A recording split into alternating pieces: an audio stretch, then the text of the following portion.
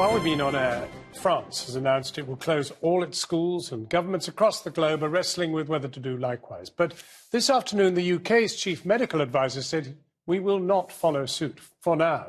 Schools are waiting anxiously in case that advice does change. Our Home Affairs correspondent, Darshna Soni, has been to Leicester to meet with people on the educational front line. What have you seen on social media about the coronavirus? I saw something where apparently it's going to mutate and your eyeballs will explode, and that's not even a joke. That's unlikely. That's not happening. How to talk to children about the pandemic without spreading anxiety. People queuing up for toilet roll or hand sanitisers and stuff like that.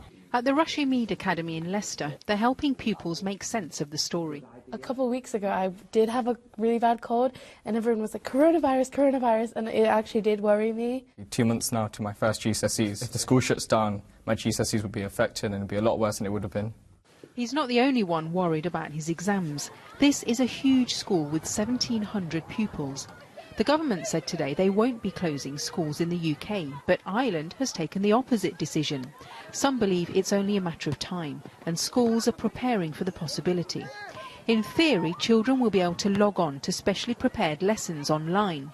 But the head teacher warns not all families will be able to access them. We've got some students who perhaps might not have the mobile technology, who may not have laptops. So we are going to be looking at paper-based resources, textbooks, exam papers, so that no student is left behind. And there are other concerns. Like schools up and down the country, Rushey Mead plays an important part in the local community.